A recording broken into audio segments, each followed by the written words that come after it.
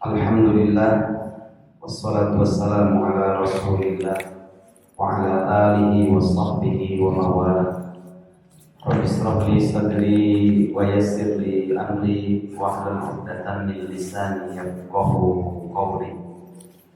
Allahumma la sahla illa ma ja'altahu sahla wa anta taj'alul hazana idza syi'ta sahla. Allahumma rabba Jibril wa Mikail wa Israfil fatir as-samawati wal ard alimul ghaibi wasyahadah anta tahkumu baina ibadika fima kanu fihi yakhtalifun ihdina liman ikhtalafa fihi minal haqqi bi'idnik innaka tahdi man tasha'u ila siratin mustaqim.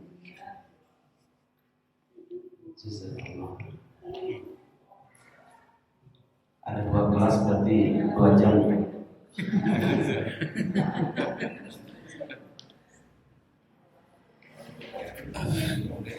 Assalatu wassalamu ala rasulillah wa ala alihi wa sahbihi ajma'in wa ba'd. Alhamdulillah, segala puji hanya milik Allah subhanahu wa ta'ala. Atas limpahan nikmat dan karunia-Nya kita bisa berkumpul lagi dalam majlis ilmu, majlis taman-taman surga, melanjutkan kajian kita dari hadis Riyadhus Shalihin, kitab hadis Riyadhus Shalihin karya Imam Nawawi, dan sekarang masih melanjutkan hak ilmu yang terdapat dalam sub pembahasan yaitu sabar. 3 jam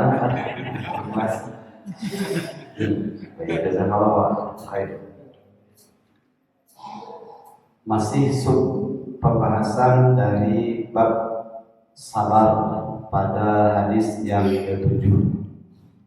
Semoga sabarnya kita dalam pengajian ini beberapa saat menjadi wasilah turunnya rahmat Allah Subhanahu wa taala.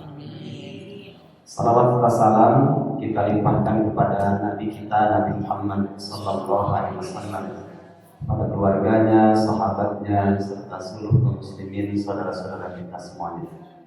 Jamaah rahimakumullah, sebelum kita melanjutkan pada pembahasan hadis yang ke-7, kita murojaah terlebih dahulu mengingat khulasah atau ringkasan dari hadis yang ke-6. Karena panjang, saya ringkaskan. Sudah dibaca lagi belum di rumah?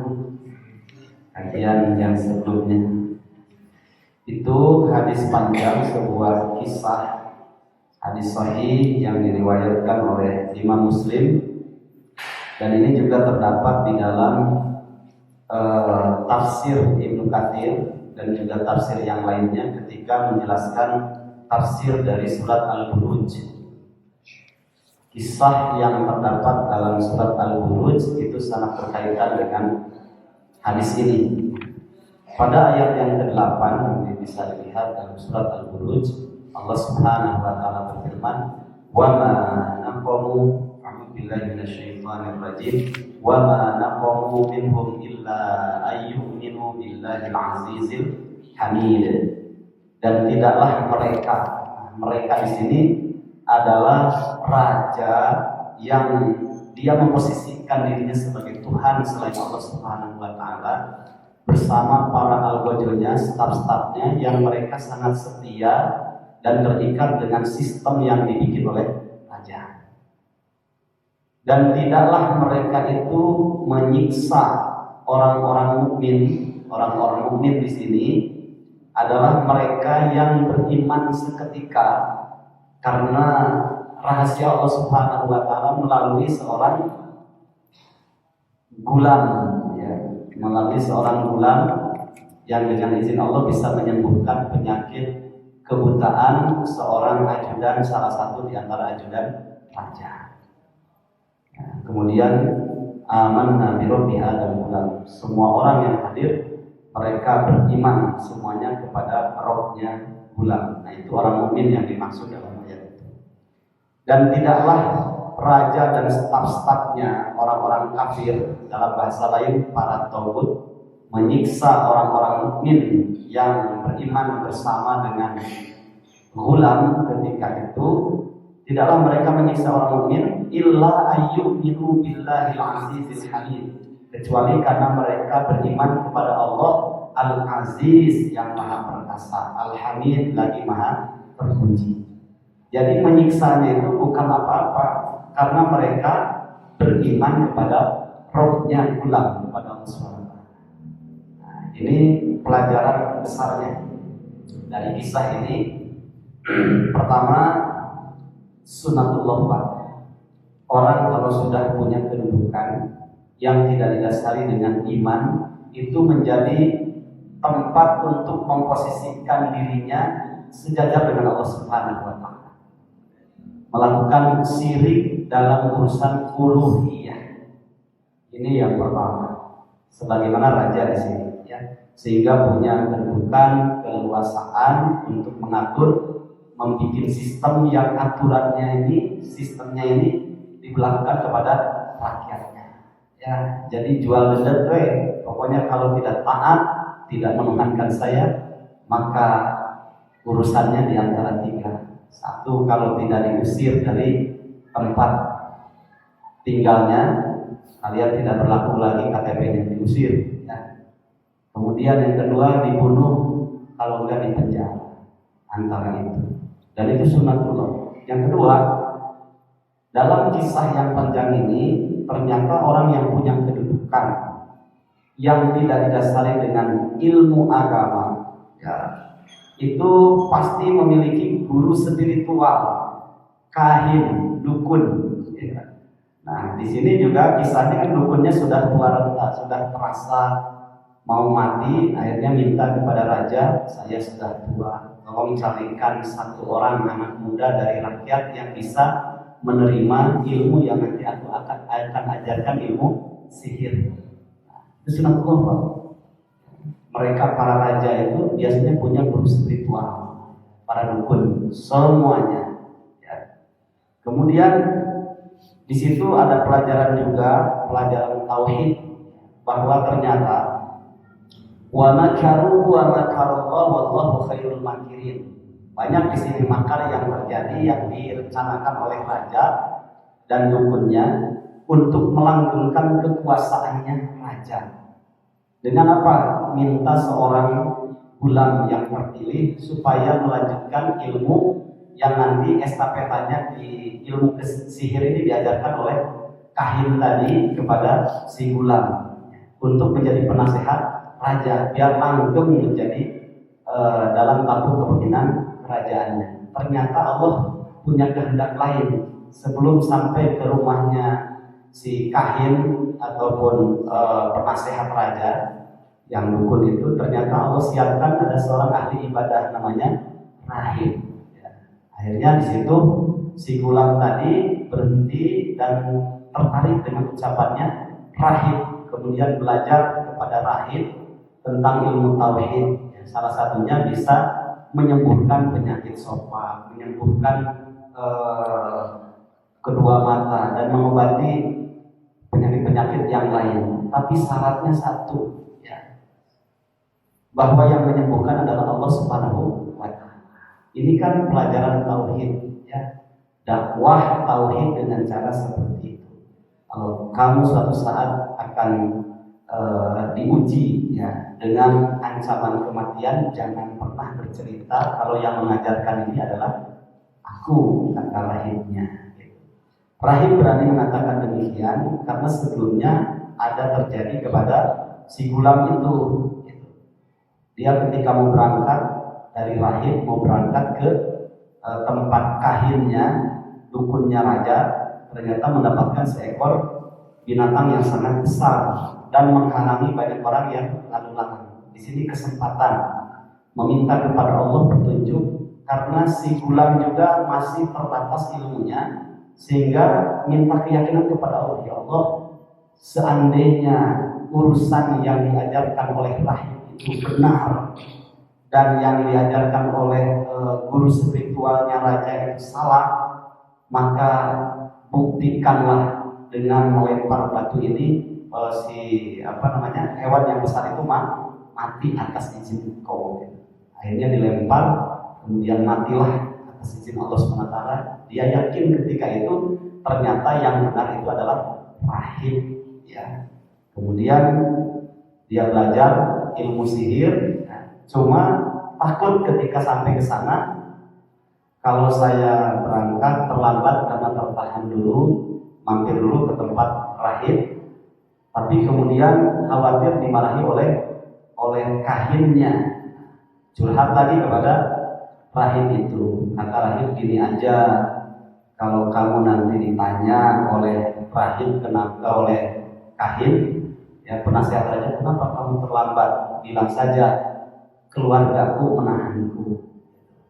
Terus kalau nanti kamu pulang sampai ke rumah takut dengan keluargamu, sampaikan saja kalau kahin ini menahanku sehingga terlambat sampai ke rumah. Sinkron Pak, antara kejadian tadi yang dihadapi oleh si Gulam dengan kemudian jawaban dari rahib ini, ya. Rahib akhirnya punya kesimpulan dengan dia mengatakan, ya Allah, kalau perkara rahib ini benar, kemudian yang salah, yang batil itu adalah si penasehat raja, maka bunuhlah hewan yang menghalangi ini atas izin engkau. Ternyata benar mati kan.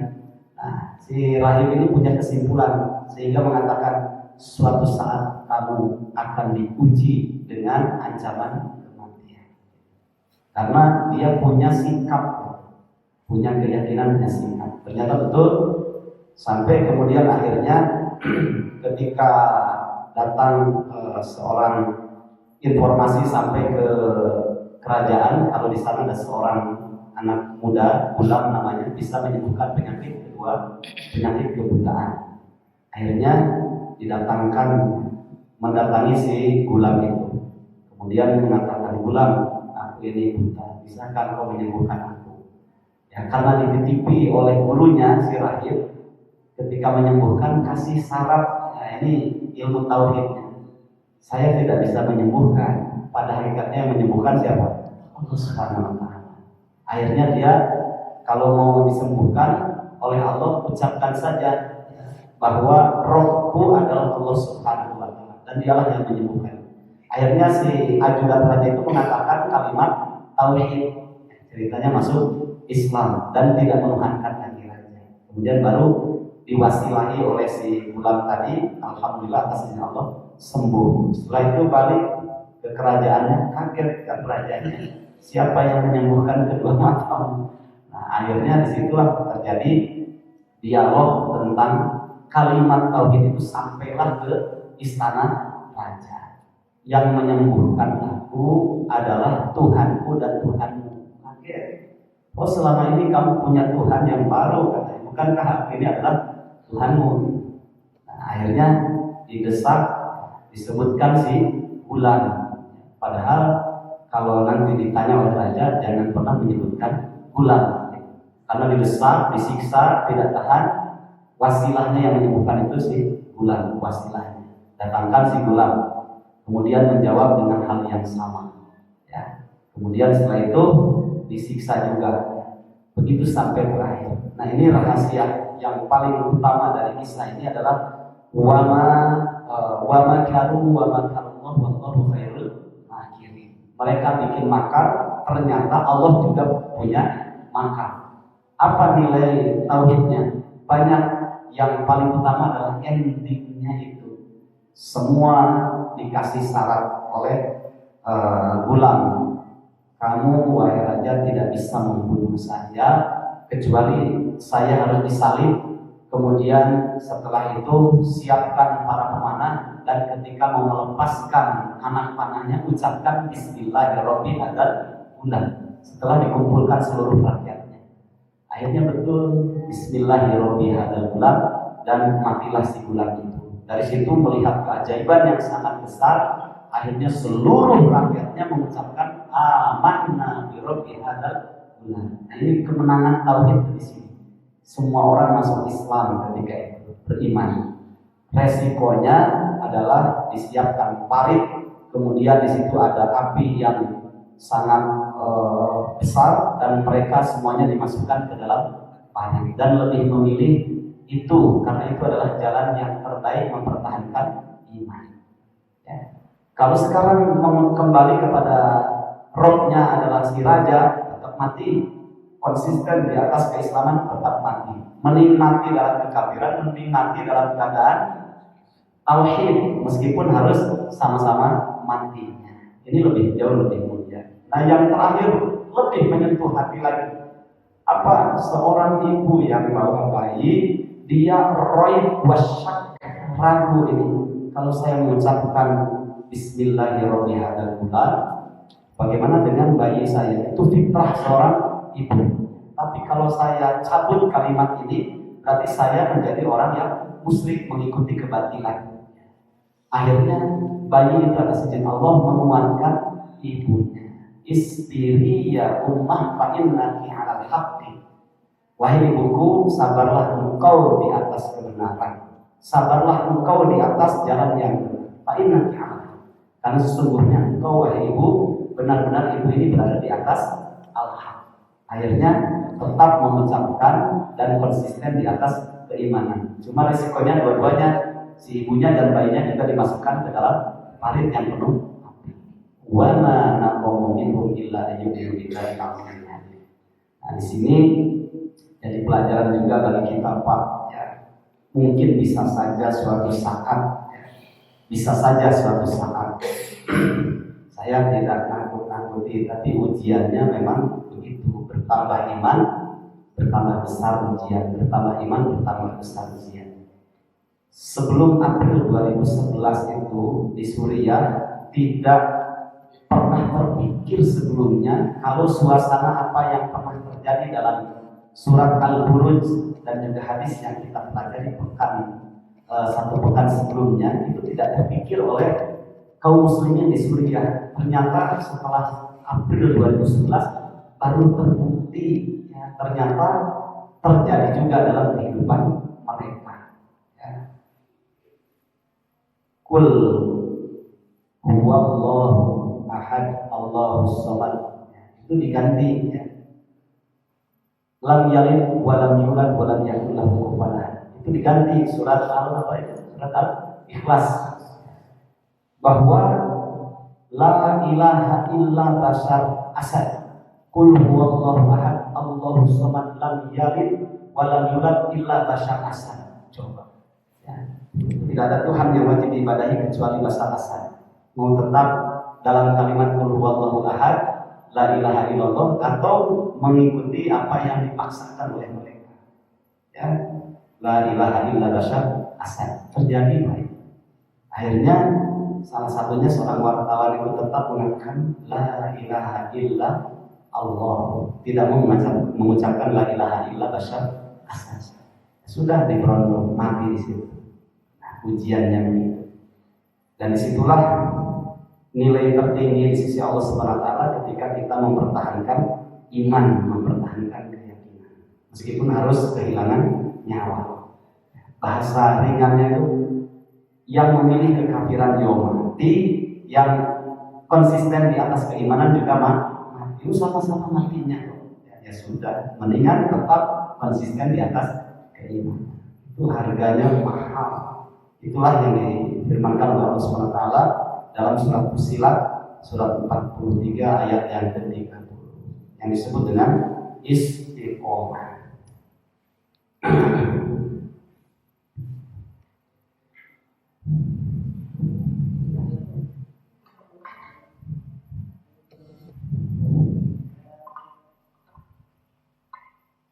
Bismillahnya sudah menghilang. Saya tulis lagi.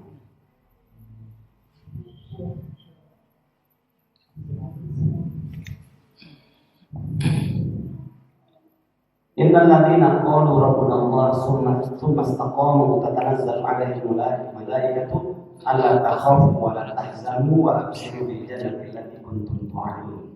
Sesungguhnya orang-orang yang mereka selama hidupnya mengatakan Rabbuna Allah, Rabb kami hanya Allah saja, kami tidak memiliki Tuhan yang lain.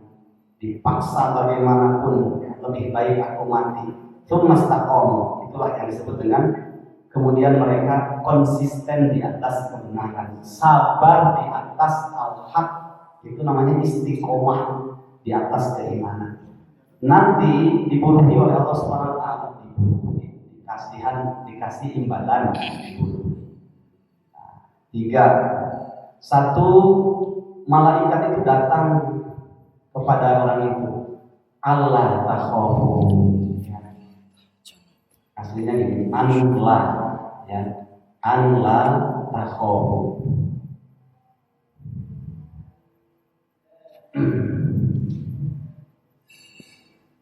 Jangan takut.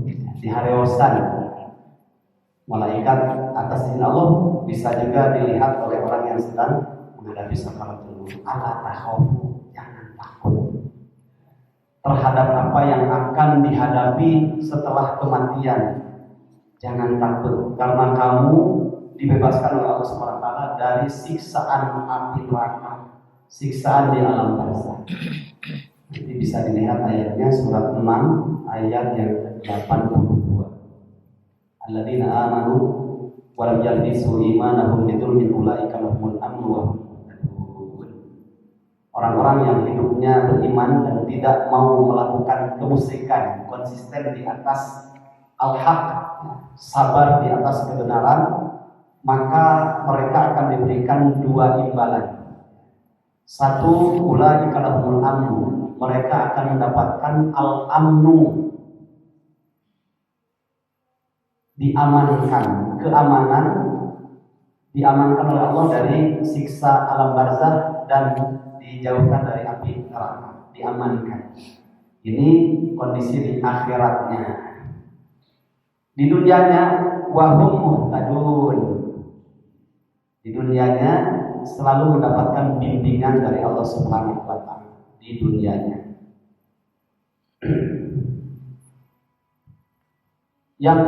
Yang kedua, ini enaknya istiqomah begitu Pak ya, sabar di atas itu. Allah takhafu wa la tahzanu, don't be sad, wa la tahzanu, jangan bersedih. Itu diharuskan oleh malaikat. Coba nikmat sekali senyum ya wa la tahzanu. Kamu sudah berjuang mempertahankan iman sampai memilih lebih baik mati menikmati lezatnya tauhid daripada tawaran dari raja, tawaran dari orang kafir supaya mengatakan kata-kata kekafiran, tapi kamu memilih jalan keimanan. Wala tahzanu. Nah, ini buruhan yang kedua. Jangan bersedih hati. Bersedih hati atas apa? Kamu punya anak yang kamu nanti tinggalkan, kamu punya istri yang kamu tinggalkan, nanti dijaga oleh Allah SWT. Hartamu juga yang kamu tinggalkan, tenang saja, jangan bersedih hati, dijaga oleh Allah SWT dengan cara Allah SWT. Dalilnya mana? Bapak Ibu lihat pada surat 18, surat Al-Kahfi, pada ayat yang ke-82-nya. Coba lihat di situ ada kisah ya. Ayat 82. Kalau tidak salah insya Allah benar.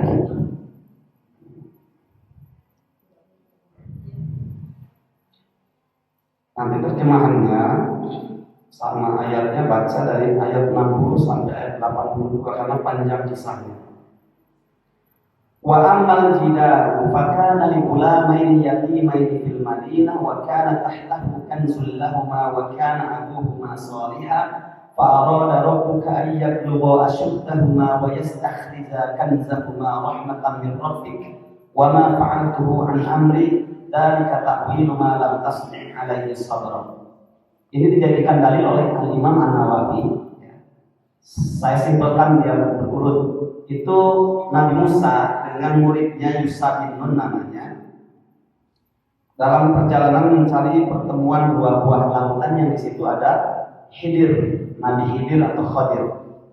Ceritanya mau menimba ilmu yang ada Allah berikan kepada Nabi Khidir yang Nabi Musa tidak dapat. Berjalanlah, tapi ada MOU. Kamu kalau belajar kepada saya, kata Nabi Khidir, jangan pernah bertanya tentang sesuatu apa yang aku lakukan sampai nanti aku jelaskan kepada kamu. Tapi dari awal sudah disampaikan, innaka lan tastati'a ma'iya sabra.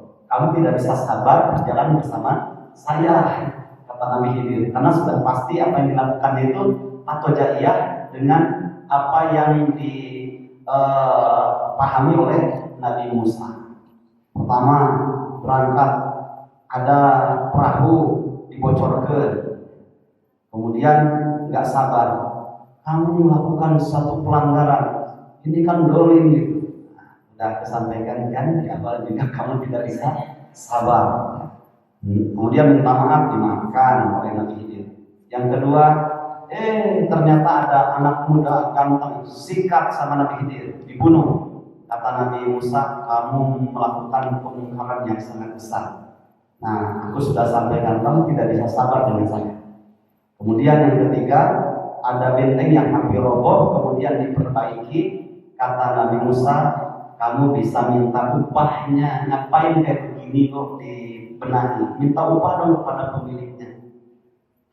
Yang ketiga jawabannya ada firaqu baini wa bainik sunnah bi ta'wil lima lam tastati' alaihi sabr. Nah, ini hari terakhir perpisahan antara kamu dan antara kamu dengan saya, karena kamu tidak bisa sabar selama perjalanan bersama saya. Nanti saya sampaikan takwilnya, tafsirnya, kenapa 3 hal ini saya lakukan. Ini kan disampaikan ternyata perahu-perahu itu milik seorang saudagar kaya yang menguasai wilayah itu. Raja lagi, sama punya kedudukan, tapi mereka dolim, dipekerjakan para penduduknya di sekitar pantai, tapi tidak dikasih upah dan diambil semua hasilnya, hanya mendapatkan keringat dan capek saja. Maka dibocorkan supaya tidak dapat melakukan kedoliman lagi. Ungkit Nabi Musa, yang kedua, pemuda ini saya bunuh karena kedua orang tuanya orang yang soleh. Kemudian saya bunuh sebelum dia membunuh kedua orang tuanya. Kemudian Allah ganti dengan lahirlah anak yang soleh sebagai pengganti dari pemuda yang saya bunuh. Nah, yang ketiga ini kaitan ini dijadikan dalil oleh Imam An-Nawawi rahimahullah bahwa di situ Bapak lihat pada ayat 82-nya. Wa ammal jidaru fakana li ulamaini yatimaini fil Madinah. Bahwa benteng yang hampir roboh yang diperbaiki oleh Nabi Khidir adalah milik 2 anak yatim yang belum balik. Di situ ada kalimat wa kana abuhuma sholihan. Kedua orang tua dari 2 anak yatim yang sudah meninggal itu, ibu bapaknya adalah orang yang soleh. Kemudian aku perbaiki benteng itu karena anak-anak 2 anak yatim ini belum paham bagaimana harus mengelola harta warisan dari orang tuanya. Ketika diperbaiki benteng itu, orang lewat itu seperti tidak ada harta peninggalan di situ, sehingga tidak ada yang mencurinya. Nah, setelah mereka dewasa, sudah tahu bagaimana mengelola harta, nanti harta yang di bawah benteng itu diambil, kemudian diserahkan kepada 2 anak yatim yang sudah dewasa yang bisa mengelola harta itu. Nah, wa manfaatuhu an amri, kata Nabi Khidir, yang aku lakukan itu bukan keinginan pribadiku, tapi ini karena perintah Allah Subhanahu wa Ta'ala. Kalau sekilas ngapain benteng itu diperbaiki, ternyata Allah punya cara. Kenapa? Ini imbalan cara Allah untuk menjawab orang-orang yang soleh istiqomah di atas al-haq. Mereka ketika menghadapi kematian, jangan sedih dengan hartamu, jangan sedih dengan keluargamu yang kamu tinggalkan. Allah punya cara bagaimana menjaga harta orang soleh itu bisa sampai kepada keturunannya. Jangan bersedih. Dengan cara ini dihadirkan Nabi Khidir. Nah, ternyata sudah dewasa baru diambil diserahkan kepada anaknya. Ini cara Allah Subhanahu wa Ta'ala menjaga harta keturunan orang-orang yang istiqomah di atas tauhid, di atas keimanan, sehingga jawabannya sehingga perjalanan ini bagi mereka terjawab, wala tahzanu, kata malaikat, jangan bersedih, tenang saja. Kalau diebrehkan, dieceskan, tenang saja, keluargamu yang kamu tinggalkan, anakmu yang kamu tinggalkan, hartamu yang kamu tinggalkan, jangan bersedih, dijaga oleh Allah dengan cara Allah SWT. Praktek di lapangannya seperti ini. Ini kata Imam Nawawi sebagai dalil, jawaban dari wala tahzanu. Yang ketiga, ini imbalan bagi orang yang istiqomah adalah wa absiru bil jannati allati kuntum tu'adun. Wa absiru bil jannah allati kuntum tu'adun.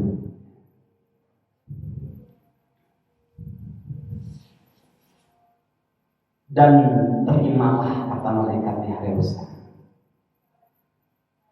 berita gembira bahwa Allah telah menyediakan berita gembiranya berupa jannah allati kuntum yang telah dijanjikan oleh Allah kepada kalian. Semua orang yang hadir ketika itu dalam hadis itu sebagai tafsir juga dari surat Al-Buruj, semuanya Pak itu diharewasan oleh malaikat karena istiqomah mereka dengan 3 pesan. Allah tahu wala tahzanu wa abshiru bil jannati allati kuntum tu'adun. Sehingga mereka lebih memilih nikmatnya dan lezatnya keimanan, meskipun harus siap menerima resiko besar dimasukkan ke dalam parit yang penuh dengan api. Inilah hakikat mati syahid, dan inilah kematian yang terbaik, terindah bagi mereka yang menggenggam keimanan. Dalam sebuah hadis Rasulullah SAW bersabda, al-qabidu ala dinihi kal-qabid ala jamri. Orang yang memegang erat, konsisten di atas agama, kal-qabidi ala jamri, seperti memegang bara. Seperti ini. Ujiannya lumayan. Memegang bara api, dipegang, dilepaskan, pedih, ya, panas. Lebih baik ada ujian lagi, sabar. Ada ujian lagi, sabar. Ada ujian lagi, sabar. Terbiasa sabar, dia akan merasakan lezatnya, nikmatnya tauhid, nikmatnya iman. Sabar. Nanti juga dengan sendirinya api itu akan mati. Dan kita sudah kebal dengan ujian itu. Baik, barakallahu fikum. Lihat saja ya. Stephen ya, salah satu contohnya itu sudah merasakan lezatnya iman, lezatnya tauhid. Sehingga ujian-ujian itu dianggap ringan saja. Beliau itu terkenal dengan orang yang mendirikan mu'alaf center dan juga imam Masjidil Haram, kan? Itu bahasa tulis. Karena ketika masuk Islam, kemudian pertama kali beliau berangkat umroh, diberi buruhan oleh Allah, hiburan karena kebaikannya beliau. Sampai sana lihat kenapa orang-orang Cina kafir ini kok kerja di Masjidil Haram. Bukankah dalam ayatnya juga jelas bahwa innamal musyrikuna najasun fala yaqrabu Masjidil Haram ba'da 'amihim hadza. Sungguh orang-orang musyrik itu najis, tidak boleh kedua kakinya menginjakkan di tanah haram, di Masjidil Haram. Akhirnya beliau mendekati mereka ketika masa istirahatnya dan beliau berdakwah di situ. Ada 319 orang ketika itu. Dia beli kebab makanan Turki, kemudian dikumpulkan, disedekahkan kepada orang-orang Cina yang kafir. Kemudian setelah dibeli hatinya, kan harus dibeli dulu hatinya, dijinakkan. Baru setelah itu ada ruang perbincangan dan di situ bisa mencelupkan, menitipkan kalimat tauhid. Dia mengatakan tidak boleh orang-orang non-muslim, orang yang kafir itu apapun alasannya, kerja dan yang lainnya, menginjakkan kaki di tanah suci. Bla bla bla bla bla. Saya juga dulu begitu, sekarang sudah Islam. Karena mereka juga orang-orang yang bukan orang biasa, terpelajar, tapi yang paling utama adalah mayyahdillah fahuwal muhtad wa mayyudlil falan tajid lahu waliyan mursyida. Akhirnya asyhadu an la ilaha illallah wa asyhadu anna muhammadar rasulullah. Masuk Islam semuanya 319 orang itu. Setelah itu beliau masuk ke hotel istirahat. Gak lama didatangi oleh beberapa askar gitu. Suudon beliau, aduh ini masalah ini saya di penjara ada apa ini? Ini dibawa oleh askar, ternyata dipertemukan dengan Sudais Imam Masjidil Haram. Ketika itu ditanya, bisa bahasa Arab? Tidak. Bahasa Inggris? Bisa. Ternyata Syekh Sudais itu fasih sekali bahasa Inggrisnya, nyambung dengan Coach Stephen. Karena Coach Stephen mahir bahasa Inggris. Selain dia juga pilot kan, pilot juga. Beliau juga S3-nya sampai 3 kali karena Allah berikan titipan kecerdasan waktu itu. Ngobrol bahasa Inggris, kamu tahu siapa saya? Tahu lah, engkau Imam Masjidil Haram. Kemudian apa? Kamu datang ke sini, saya panggil. Saya lahir di Masjidil Haram, saya dibesarkan di Masjidil Haram atas Syekh Sudais, dan saya menjadi imam Masjidil Haram. Tidak pernah memasukkan Islam sebanyak itu. Tapi kamu baru umroh ke sini bisa masukkan Islam atas izin Allah SWT. Akhirnya diberi puluhan hadiah oleh Allah, makan dengan orang sekali Syekh Sudais dalam satu nampan berdua. Ini dikasih nomor pribadi lagi setiap beberapa kali umroh ke sana, nelpon langsung ke pribadinya dan selalu mampir di rumahnya Syekh Sudais. Ini terkenal beliau ini. Ya, Coach Stephen Imam Masjidil Haram, bahasa marketing para penulis itu kisahnya, itu kan luar biasa Pak. Dan kemarin yang menjadi ketua Hijrah Pes di Surabaya itu sudah izin, sudah ada lapak, sudah disiapkan orang-orang yang mau jualan masakan dan yang lainnya sudah siap. Ya, biasa ada yang kebakaran jenggot, akhirnya izinnya dicabut. Itu 1 hari sebelum beliau wafat. Akhirnya dari kocek beliau sendiri dibayar semua kerugian orang yang sudah pesan lapak, kaum muslimin yang mau jual makanan, baju dan yang lain, berapa ratus juta. Kemudian tidak lama Allah panggil, ya. Dan tidak sedikit dari keluarganya yang merasa kehilangan beliau, tapi karena sudah merasakan lezatnya iman, yakin dirinya ketika menjelang kematiannya tambah dikuatkan oleh Allah SWT melalui para Rasul al-Malaki, ya, para malaikat. Alla takhafu wa la tahzanu wa abshiru bil jannati allati kuntum tu'adun. Ya, nikmati itu namanya as-sabru 'alal haqqi, sabar di atas al-haq, sabar di atas keimanan. Semoga kita juga sama, ya, diberikan kelezatan di dalam menggenggam keimanan. Baik, itu intinya yang kemarin. Kita masuk pada hadis yang ke-7.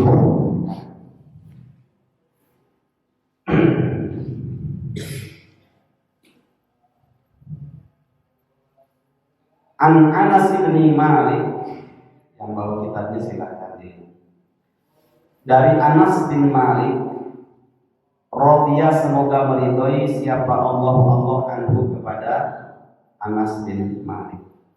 Qala, berkata Anas bin Malik, marra, pernah lewat siapa an-nabiyyu, Nabi sallallahu, semoga memberikan salawat siapa Allah alaihi atas Nabi, wasallama, dan juga keselamatan. Nabi Muhammad sallallahu alaihi wasallam pernah lewat bimra'atin, pada seorang perempuan, tabki, yang kondisi perempuan itu sedang menangis di mana? Inda qabrin, di sisi kuburan. Faqala, kemudian Nabi bersabda, ittaqi, takutlah kamu Allah kepada Allah, bertakwalah kamu kepada Allah wahai perempuan, wasbiri, nah disitu garis bawah, dan bersabarlah kamu, maksudnya dalam menghadapi ujian. Qalat, kemudian menjawab perempuan itu tanpa melihat wajah Nabi yang bersabda kepadanya. Qalat, dia berkata, ilaika anni. Kalau dibahasakan ilaika anni begini, kamu nggak merasakan pedihnya, sakitnya dengan musibah ini, sedihnya dengan musibah ini. Coba kalau menimpa kamu, nah gitu.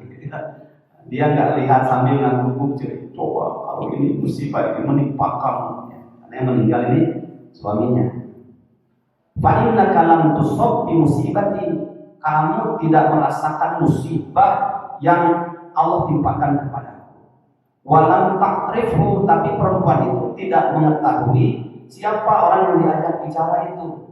Faqilalaha, kemudian ada seorang yang mengatakan kepada perempuan itu, innahun nabiyyu, orang yang diajak bicara sama kamu itu Nabi Muhammad sallallahu alaihi wasallam.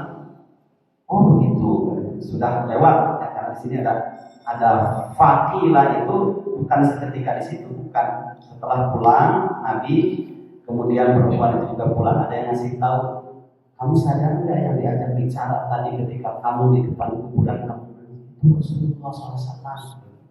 Ya. Akhirnya fa'atat baban Nabi sallallahu alaihi wasallam.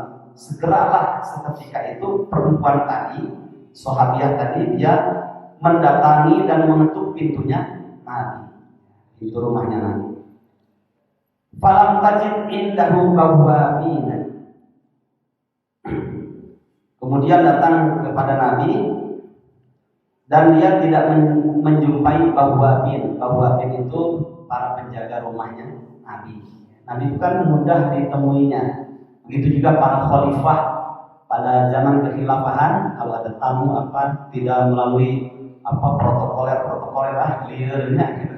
Harus di sana ke sini kira-kira kedudukan ini seorang yang melebihi di atas presiden khalifah itu. Nah, di atasnya lagi Nabi Muhammad SAW menguasai beberapa negara. Itu kalau ditemui oleh seorang perempuan lagi ini, gitu ya, rakyat biasa. Lam tajid indahu bawwabina, si perempuan itu ketika mendatangi rumahnya Nabi tidak mendapatkan orang-orang yang menjaga rumah Nabi. Mudah gitu bertemu dengan Nabi. Faqalat, kemudian perempuan itu berkata, lam a'rifka, maaf saya belum mengenal engkau ketika itu sehingga aku mengatakan kamu tidak merasakan apa yang sedang dialami oleh saya. Coba kalau musibah ini menimpa kamu. Beliau mengatakan demikian kepada Rasulullah SAW di rumah Nabi. Faqala, kemudian Nabi bersabda. Nah ini penting sekali. Innamas sabru 'inda sadaqatil ula.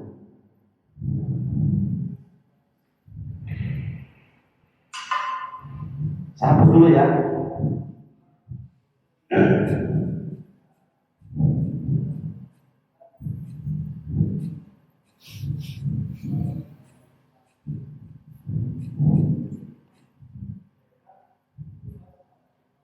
Kalimatnya pendek Pak, tapi mengandung makna yang sangat mendalam. Dan ini salah satu mukjizat ya, anugerah yang Allah berikan kepada Rasulullah SAW. Lahu kalamun baligh. Nabi itu memiliki kalamun baligh. Kalamun ucapan balighun yang sangat mendalam. Ucapannya sedikit tapi maknanya begitu mendalam. Itu orang menunjukkan kedalaman ilmu itu bicaranya sedikit tapi menjadikan orang berpikir dalam sekali.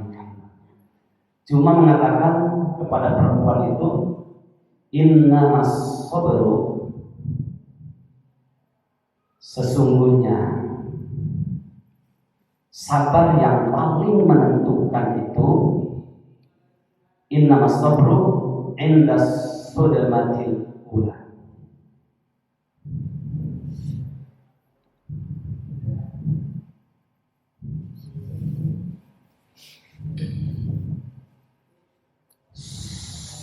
Sodemah al-ula.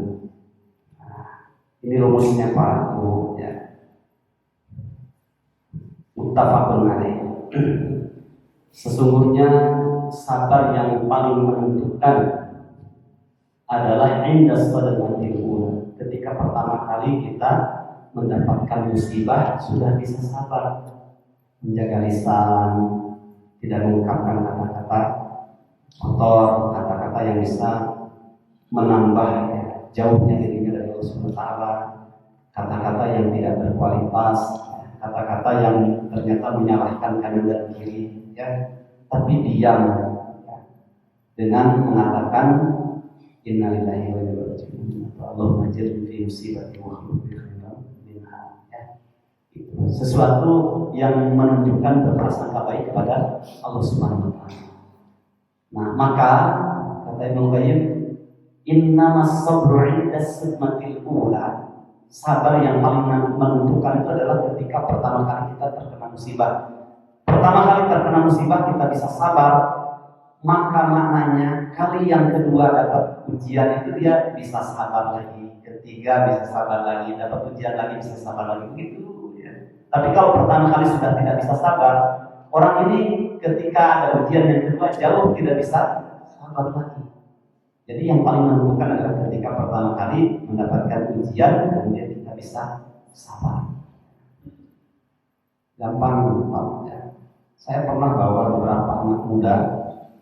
Anak muda di sini paling tuanya punya anak 4 lah atau 5. Pokoknya kepala 3 lah, usia di bawah 30. Biasanya yang jauh bisa lebih sabar itu mereka-mereka yang sudah banyak pengalaman pahit hidupnya. Di asongan kopi pada di gulaan tidak usah, sudah terlalu pahit hidupnya. Waktu jalan terlihat orang kalau tidak sabar banyak bicara ya. Itu secara psikologi Pak. Karena satu, safar itu qit'atun minal adab ya. Kalau safar itu secuil siksaan, maka safar itu sendiri secara bahasa adalah bada wa wadha. Bada itu membuka identitas pribadinya, wa wadha dan memperjelas identitas pribadinya. Makanya benar kalau Ali bin Abi Thalib mengatakan, jika ingin mengetahui karakter asli seseorang, ajak saja dalam bersafar 3 hari lagi akan terlihat karakter aslinya. Karena ujian ketika dijalankan macam-macam ya. Macet itu terlihat orang yang sabar dan tidak. Di macet, itu macet. Anda melihat checklist dulu itu. Nah, waktu perjalanan itu jalan kaki sekitar 40 kilo.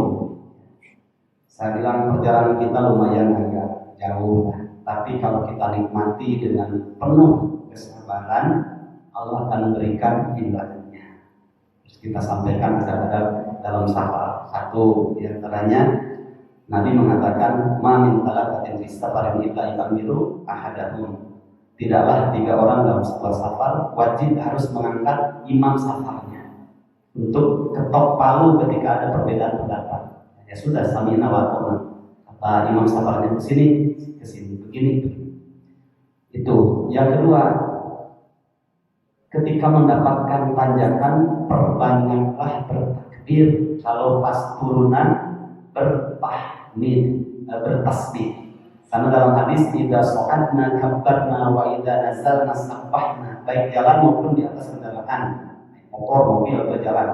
Dapat tanjakan, kami diajarkan oleh Rasulullah untuk Allahu Akbar, Allahu Akbar. Ketika turunan, maka kami memperbanyak tasbih, diajarkan oleh Nabi Subhanallah, Subhanallah. Selepas itu perbanyak istighfar. Kemudian jaga pandangan ya. Dan banyak berprasangka baik kepada Allah Subhanahu wa taala apapun yang terjadi. Nah, itu terlihat orang yang tidak sabar ketika dalam perjalanan.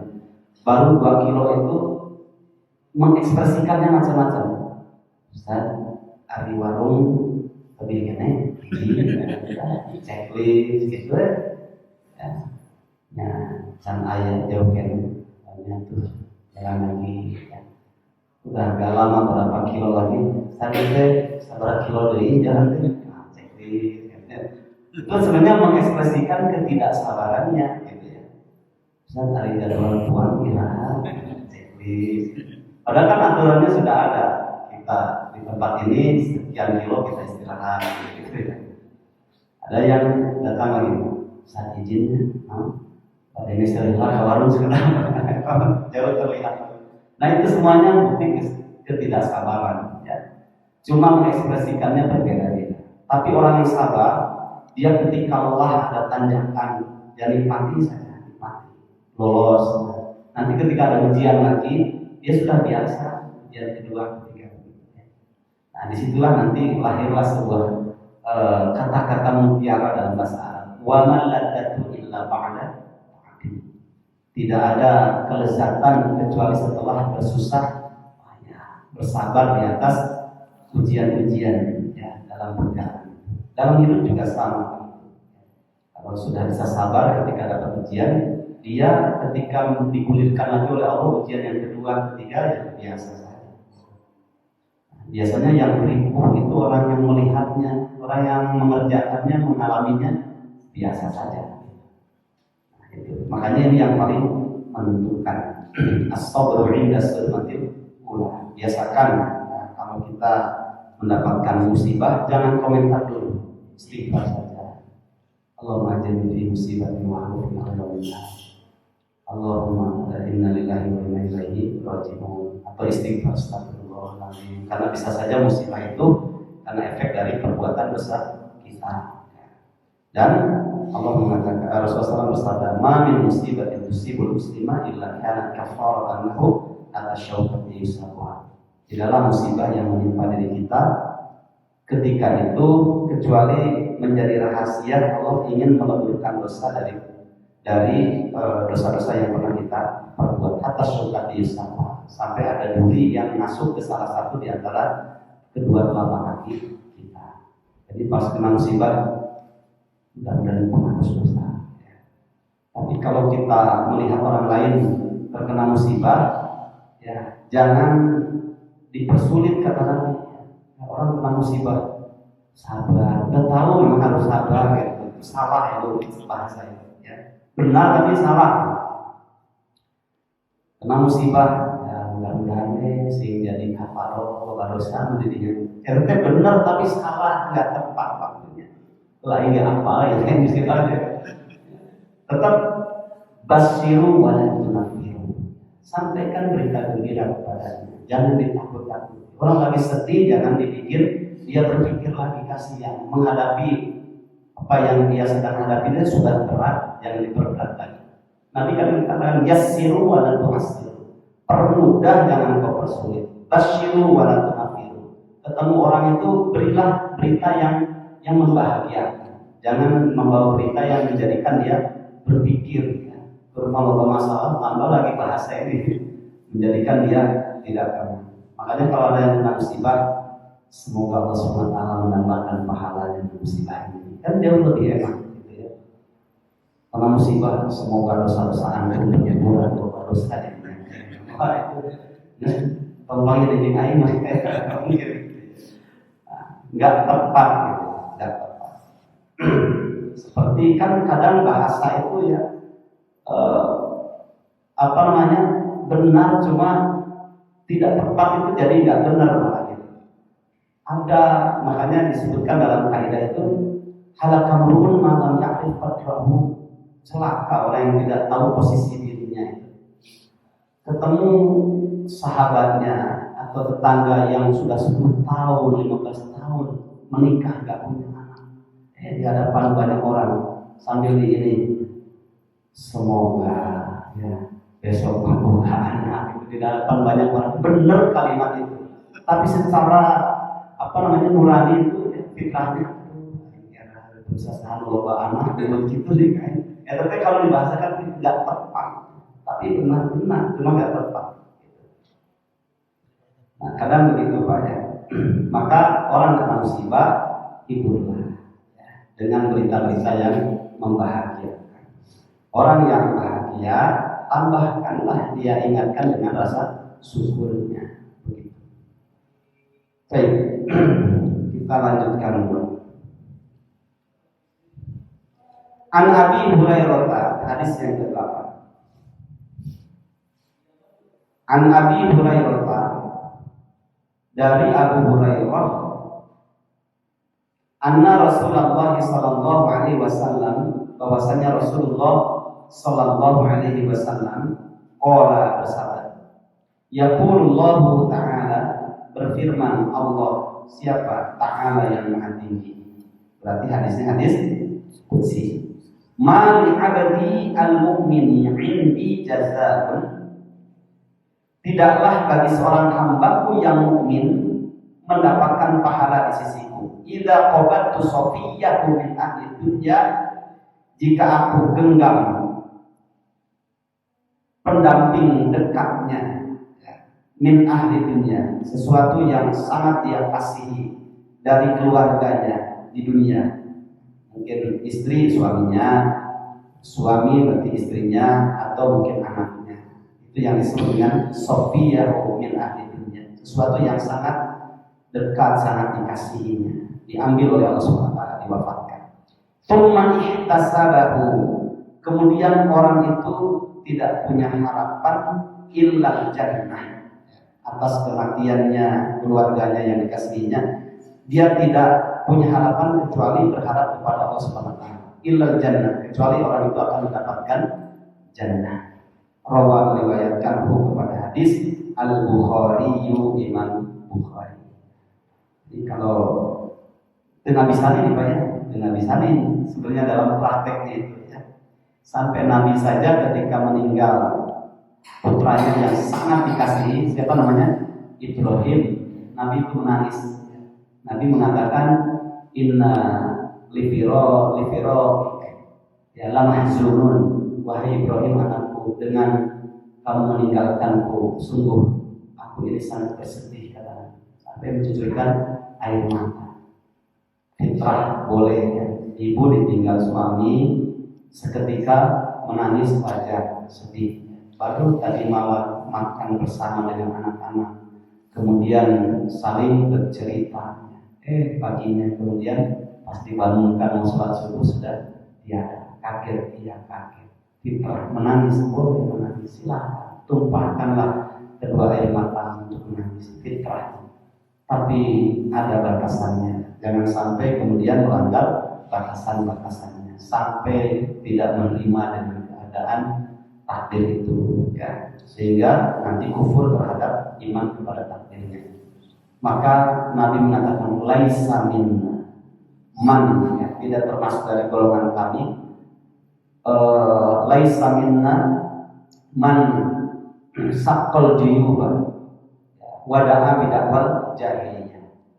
Tidak termasuk golongan kami orang yang memukul wajahnya, kemudian merobek-robek bajunya dan memanggil dengan panggilan jahiliyah ketika mendapatkan musibah.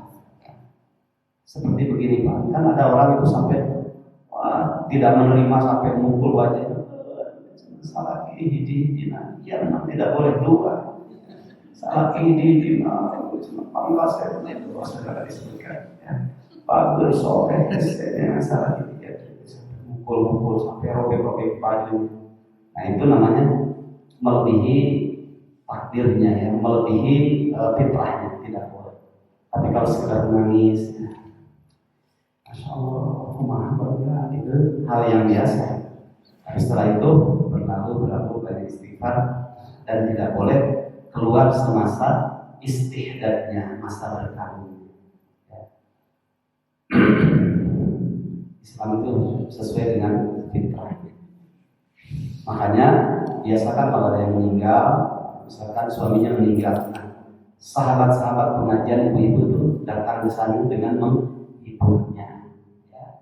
Kata Nabi kan ketika meninggalnya salah seorang sahabat Rasulullah SAW itu bukan datang ke sana kemudian makan germah mendapatkan musibah kemudian ribu harus mengeluarkan uang, salah ya. Justru ketika datang ke sana kitalah yang ngasih sesuatu sebagai bukti hiburan untuk menghibur dia, meminimalisir kesedihannya supaya tidak berlebihan dalam kesedihan. Ya, dihibur, ya, ditenangkan hatinya. Kemudian kalau bisa beberapa hari dari keluarganya menemani di rumah dukanya. Ya. Kemudian ngasih sedekah, ngasih makanan itu akan terasa terhibur hatinya. Baik. Hadis yang ke-8, yang ke-9. Wa an Aisyah radhiyallahu anha, dari ibunda kita Ummul Mukminin Aisyah radhiyallahu anha, semoga Allah meridhoinya, annaha, sesungguhnya Aisyah, sa'alat, pernah bertanya Rasulullah kepada Rasulullah sallallahu alaihi wasallam, semoga salawat dan salam Allah limpahkan kepada beliau. Bertanya tentang apa? Anit ta'uni, tentang ta'un, penyakit atau wabah. Mungkin termasuk juga yang kemarin juga bisa saja ya. Kita tidak usah apakah ini rekayasa dan sebagainya, tapi sudah terjadi ya. Fa'akhbaro, kemudian Nabi mengkhabarkan kepada Aisyah radhiyallahu anha annahu kana adaban, sesungguhnya kata Nabi taun ini, wabah ini adaban berupa siksaan, adab yab'atsu yang dimunculkan kepada mereka, yab'atsuhu yang dimunculkan wabah itu Allahu oleh Allah Ta'ala yang Maha Tinggi. Diberikan kepada siapa taun wabah itu? Alaman, terhadap siapa saja yasha'u yang Allah kehendaki. Mayoritas orang terkena taun itu. Faja'ala, kemudian menjadikan taun itu dijadikan Allah oleh Allah Ta'ala yang Maha Tinggi rahmatan, sebagai bukti kasih sayang untuk siapa? Lil mukminina, bagi orang-orang mukmin. Jadi bagi siapa saja yang Allah kehendaki itu terjadi menimpanya. Bagi orang-orang kafir, orang-orang munafik itu adab, tapi bagi orang mukmin berupa bentuk, salah satu bentuk kasih sayang Allah. Falaisa min abdin yaqa'u fit ta'uni, tidaklah seorang hamba yang tertimpa penyakit taun fayamkuthu fi baladihi, kemudian hamba itu dia bertempat tinggal di negerinya yang terkena taun, sabiran, dalam keadaan dia sabar, muhtasiban, kemudian mengharap pahala dari Allah, yang lalu dia mengetahui annahu, sesungguhnya taun itu la yusibuhu, tidak akan menimpa kepadanya illa ma katabahu, kecuali sebatas apa yang telah ditetapkan takdirnya kepada dia. Illa, kecuali karena si hamba itu lahu akan mendapatkan mithlu ajri syahidi, seperti orang yang mendapatkan pahala syahid. Rawa meriwayatkan kepada hadis siapa? Al-Bukhari, Imam Bukhari. Jadi taun itu wabah yang menimpa satu negeri atau satu daerah ya, orang terkena semuanya. Banyak kan bentuknya taun itu Pak. Cacar diantaranya termasuk juga. Kemudian COVID juga bolehlah ya, jadi referensi.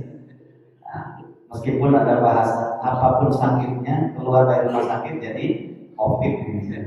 Ataupun makanannya minumannya itu nggak nyambung, tapi ganggu kalapa lihat keluar ternyata COVID. Nah, orang yang terkena Allah gulirkan taun di satu tempat, itu kalau bagi orang kafir itu siksaan, tapi bagi orang mukmin berupa salah satu bentuk rahmatnya. Kemudian jika ada seorang hamba di situ dia sabar, kemudian menikmati ujian itu dan dia tidak terkena penyakitnya, efek dari taunnya, maka kemudian dia yakin la yusibana illa ma kataballahu lana wa maulana wa 'alallahi falyatawakkalul mu'minun. Buka beberapa ayat tentang itu. Satu, musibah apapun bentuknya yang terjadi pada sebuah tempat itu bagi orang mukmin rahmat ya. Berarti peluang dapat pahala. Bagi orang kafir adalah azab. Dilihat pada surat 8 ayat yang ke-25. Allah Subhanahu wa taala berfirman, "Wattaqu fitnatal la tusibanna alladziina zalamu minkum khassah wa'lamu annallaha syadidul iqab." Surat ke-8. Mudah-mudahan sama di masjid ini surat Al-Anfal dengan Al-Quran. Al-Anfal surat 8 ayat 20. Terus kata, dan takutlah kalian fitnatan pada sebuah fitnah. Fitnah di sini musibah. Ya, di antaranya taun.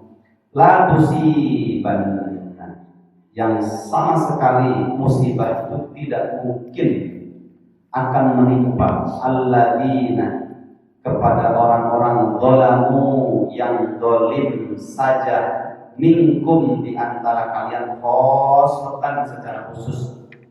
Artinya musibah itu menimpa kepada orang-orang zalim sebagai siksaan, tapi tidak terkena pada mereka saja. Kalau ada orang mukmin di sekitarnya terkena, yaitu menjadi wasilah atau salah satu bentuk rahmat Allah Subhanahu wa taala. Bukankah orang yang meninggal karena taun, meninggal karena tenggelam, meninggal karena terbakar atau terkena reruntuhan bagian dari bentuk kesyahidan. Ya, makanya dalam hadis ini disebutkan dia mendapatkan pahala seperti pahala orang yang mati syahid. Nah, termasuk yang taun ini. Wa'lamu, ketahuilah Allah sesungguhnya Allah syadidul iqab, sangat keras siksaannya. Nah, di situ ada kalimat musibah itu salah satunya taun tidak akan menimpa kepada orang zalim saja secara khusus, tapi menimpa juga kepada orang mukmin. Nah, kepada orang mukmin menjadi peluang rahmat pahala dengan sabarnya dia mendapatkan hal itu, tapi bagi orang yang kafir menjadi adab. Kemudian orang itu yakin bahwa musibah itu tidak akan menimpa kepada siapapun kecuali sebatas apa yang Allah tetapkan. Kalau kata Allah terjadi pada si fulan, terjadi. Menjadi kalau si fulannya orang kafir, siksaan. Musibah ini kata Allah menimpa kepada orang mukmin, efek dari yang dilakukan oleh orang kafir. Ini menjadi rahmat. Tapi kata Allah tidak akan menimpa meskipun dia hidup di wilayah yang terkena taun. Dia bersabar dan meyakini hal itu semuanya atas takdir Allah Subhanahu wa taala. Nah, sebagaimana Allah berfirman, silakan dibuka dalam surat At-Taubah surat 9 ayat yang ke 151.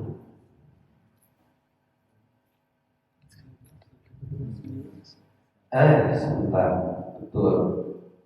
Ayatnya ayat 51. Betul kan? Sebentar. Ya. 151. Melampaui batas. Ayat 51. Ini ayat mengajarkan pede kepada kita dalam menghadapi kehidupan. Lagi naik mobil, lewat ini Pak, kucing, kagele. Aduh, ini bahaya. Balik dia bisa silakan. Itu namanya dia tatoyur.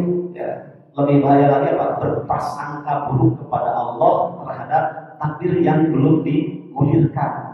Ya, padahal Allah mau menyelamatkannya, tapi dengan tanda itu kemudian dia bilang, padahal yang nagih hutang kita sudah 10 tahun untuk bayar hutang.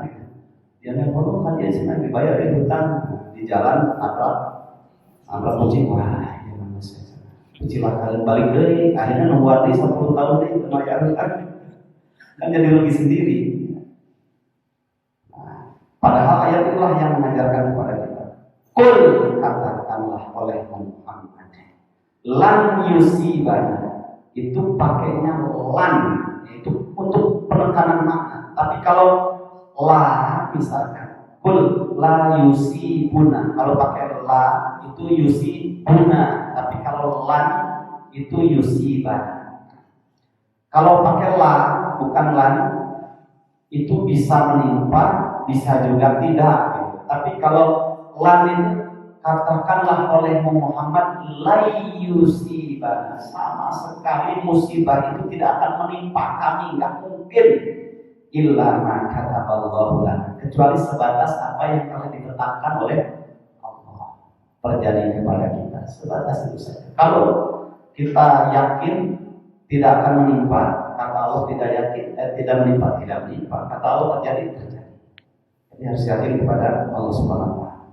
Huwa maulana, dialah Allah Subhanahu wa taala pelindung kita. Wa 'alallahi, dan hanya kepada Allah falyatawakkalul mu'minun, hendaklah orang-orang mukmin itu bertawakal.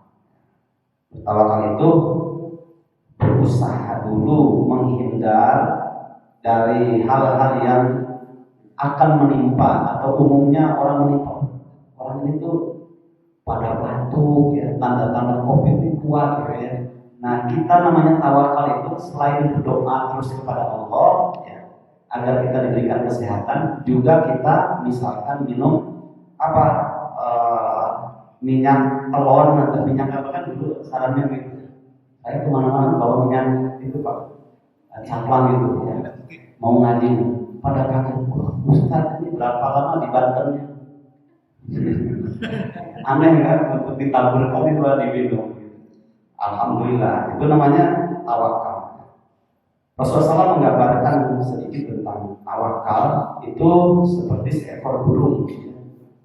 Lau annakum tatawakkaluna 'ala Allahi haqqa tawakkulihi, kata Nabi, seandainya kamu benar-benar bertawakal kepada Allah, maka lau annakum tawakkaluna 'ala Allahi haqqa tawakkulihi, dengan benar-benar tawakal, la razaqakum, maka Allah akan berikan rezeki kepada kalian, kama yarzuqu at-tayra tabdu himasan wa tarahu biton. Seekor burung itu berangkat pagi hari dalam keadaan pemboloknya kosong, kemudian mencari pulang sore hari dalam keadaan pemboloknya penuh. Itu saja yang dikasih insting, bukan dikasih akal gitu. Insting itu kan begini Pak, hanya caranya begitu ya begitu saja, tidak punya improvisasi cara yang lain. Tapi dengan tawakal dia bisa ngasih makan kepada anak-anaknya. Nah, manusia ini dikasih banyak, dikasih akal, improvisasinya banyak. Dengan cara ini nggak bisa, dengan cara ini begitu. Nah, disebut tawakal itu berusaha dulu. Kalau itu musibah, berusaha bagaimana menghindar dari musibah, kemudian mengkonsumsi untuk proteksi tubuh ya, sehingga tidak terkena tokonya, baru dikatakan benar dalam tawakal. Baik, jam berapa ini? Alhamdulillah sudah selesai 1 jam. Tidak terasa. Barakallahu fiikum. Jadi sampai 9 ya. Yang akan datang insyaallah kita masuk pada hadis yang ke-10. Yang benar dari Allah Subhanahu wa taala, yang keliru dari diri saya sendiri, semoga Allah Subhanahu wa taala mengampuni dosa kita semua. Assalamualaikum warahmatullahi wabarakatuh. Waalaikumsalam.